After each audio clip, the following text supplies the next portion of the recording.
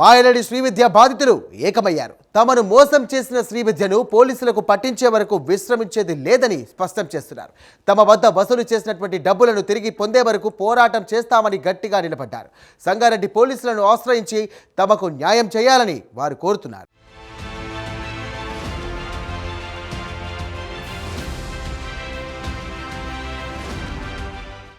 తక్కువ రేట్కే బంగారం ఇస్తానని మాయమాటలు చెప్పి దాదాపు 18 కోట్ల రూపాయలు వసూలు చేసిన శ్రీవిద్య ప్రస్తుతం తప్పించుకు తిరుగుతోంది.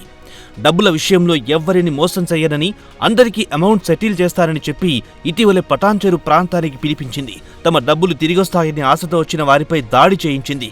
ఈ దాడిలో కమలమ్మ అనే మహిళ తీవ్రంగా గాయపడింది. మాయలేడి శ్రీవిద్య బాధితులంతా ఏకమయ్యి సంగారెడ్డి పోలీసులను ఆశ్రయించారు. తనకు న్యాయం చేయాలని వేడుకున్నారు. తమ వద్ద డబ్బు తీసుకుని తమపైనే దాడి చేసిన శ్రీవిద్యపై చర్యలు తీసుకోవాలని కోరుతున్నారు. శ్రీవిద్య అనే మహిళపై చర్యలు తీసుకుని తమ డబ్బులు తమకిప్పించాలని బాధితులు వేడుకుంటున్నారు. సంగారెడ్డి జిల్లా ఎస్పీ పరితోష్ పంకజ్ ని కలిసిన బాధితులు కిలాడి లేడీ ఘరానా మోసంపై తమ మొరను వినిపించారు. దాదాపు 10 మంది బాధితులు ఎస్పీ కార్యాలయానికి చేరుకుని తాము నష్టపోయిన నగదు తిరిగొచ్చేలా చూడాలని ఎస్పీకి కోరారు.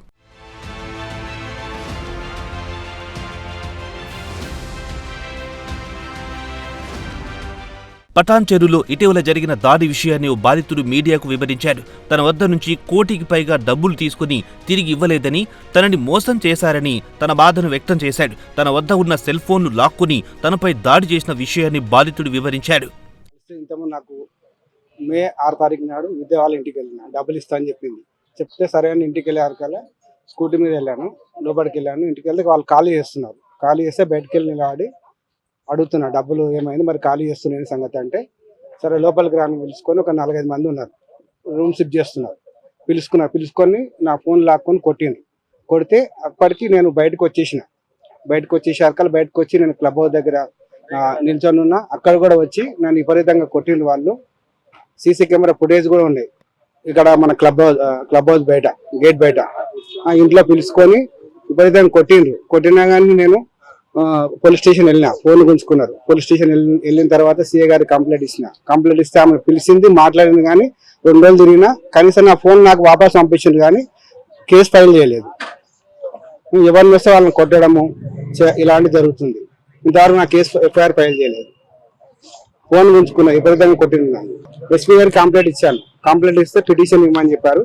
పిటిషన్ ఇస్తే దాన్ని బట్టి నేను సీఏ గారికి చెప్తానని చెప్పారు. 1,60,00,000. అదే డబల్ ఇస్తామని చెప్పి తీసుకున్నది పైసలు. ఆల్రెడీ అకౌంట్ ద్వారా కూడా 80 లక్షల రూపాయలు ఉన్నాయి. మిగతా క్యాష్ ద్వారా ఇచ్చినాము. ఇస్తా అని చెప్పి తెప్పించుకొని చాలా మళ్ళీ ఒకసారి స్టేట్మెంట్ కూడా చూపించింది. నా దగ్గర 105 కోట్లు ఉన్నాయి, ఆ చూడండి స్టేట్మెంట్ చూపించి నమ్మించింది. మళ్ళీ కొన్ని రోజులు అట్లా చేసింది. దొంగ స్టేట్మెంట్ చూపించింది. నా దగ్గర వీడియోస్ కూడా ఉన్నాయి దొంగ స్టేట్మెంట్ చూపించింది.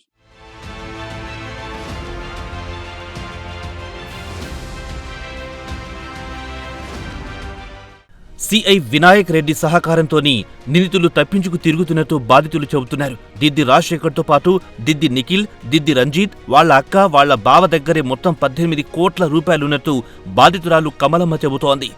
తనతో పాటు చాలా మంది శ్రీవిద్య చేతిలో మోసపోయామని, అందరికీ న్యాయం జరిగేలా చూడాలని కమలమ్మ కోరుతోంది. తమకు న్యాయం జరిగే వరకు పోరాటం కొనసాగిస్తామని కమలమ్మ స్పష్టం చేసింది. తక్కువ రేటుకు గోల్డ్ ఇస్తా అంటే మేము నమ్మి అందరం మేము ఇచ్చినాం. తిరుపతి ఒక 50 మంది ఇచ్చిర్రు. ఆ మీద చాలా ఎఫ్ఐఆర్లు ఉన్నాయి, 1-2 మర్డర్ కేసులు ఉన్నాయి. మేము కూడా మాకు తెలవక మేము మోసపోయినాం. సో ఫస్ట్ సారి పోయినప్పుడు నా మీద అటాక్ చేసిరు. ఒక 2-3 మంత్ బ్యాక్. అప్పుడు నేను ఎఫ్ఐఆర్ చేసిన 3 మీద. ఆ వినాయక్ రెడ్డి పటాన్చెరు సిఐ గారు అప్పుడు యాక్షన్ ఏం తీసుకోలేదు. అప్పుడు యాక్షన్ తీసుకోకుంటే మొన్న అందరి డబ్బులు సెటిల్మెంట్ చేస్తాను పిలిపించింది. మొన్న పోతే అక్కడ సంభాషణ ఏం జరగలేదు. సంభాషణ జరిగిందని వినాయక రెడ్డి సిఐ గారు మాట్లాడుతున్న పటాన్చెరు, అక్కడ ఏం జరగలేదు. పోకటమే మా మీద అటాక్ చేసింది. అది నన్ను ఒక్కదాన్ని లోపల గుంజి కడ్డీలతో కొట్టడం వల్ల తలకాయ పగిలింది, ఈ చెయ్యి ఇరిగింది. కానీ ఆపరేషన్ అన్నారు. నేను ఇక్కడ పని ఉన్నది కాబట్టి ఈ ఆపరేషన్ పెండింగ్ పెట్టి సిమెంట్ పట్టేసుకొని మాత్రం నేను వచ్చిన. ఇది ఆపరేషన్ ఉన్నది. సో తలకాయ పగిలింది, ఒళ్ళు సిద్ధగొట్టిరు. ఆడు పడ్డాక కూడా ఇద్దరు దొరికినాక కూడా ఇష్యూ అయినాక సిఐ సార్ పంపించిండు వాళ్ళని. ఉన్న ఆధారు ఇద్దరు పంపించి వాళ్ళు ఎస్కేప్ లో ఉన్నారు, వాళ్ళు దొరకట్లేరు, మేము తిరుగుతున్నాం 2 బృందాలని చెప్తుండు. సిఐ సిఐ హస్తం డిఫరెంట్గా ఆమెకు ఆ సహకారం ఉన్నది కాబట్టి అది 2 సార్లు అటాక్ చేసింది, 3 సార్లు చేసింది. నన్ను ఒక్కదానే కాదు మిగతా వాళ్ళని కూడా చేసింది. ఆమె అండ దండ సిఐ వినాయక్ రెడ్డి సిఐ సారే, పట్టణచేరు సిఐ సారే ఆమె అండ దండలు అవి చూసుకొని ఇట్లా చేస్తున్నాయి. లేకుంటే ఆమె మా మీద అటాక్ చేసేటానే కాదు. రెండోది ఇప్పుడు ఉన్నాయనే ఆమె ఎవరినైతే పెట్టుకొని ఉన్నదో రాజశేఖర్, దిద్ది రాజశేఖరు, దిద్ది నిఖిలు, దిద్ది రంజితు, వాళ్ళ అక్క వాళ్ళ బావ డబ్బులంతా కేర్ఫుల్గా వాళ్ళ దగ్గరనే ఉన్నది.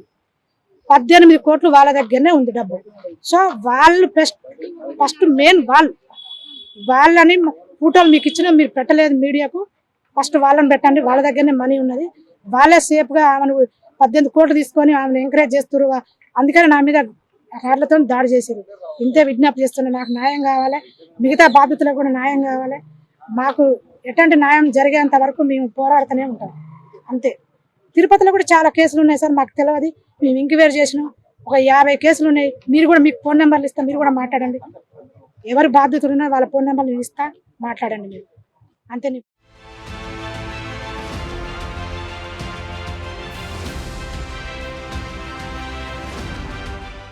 మాయలేడి శ్రీవిద్య హైదరాబాద్తో పాటు 2 తెలుగు రాష్ట్రాల్లో పలు ప్రాంతాల్లో మోసాలకు పాల్పడినట్టు తెలుస్తోంది. తిరుపతిలో కూడా ఆమె బాధితులు అధికంగా ఉన్నట్టు తెలుస్తోంది.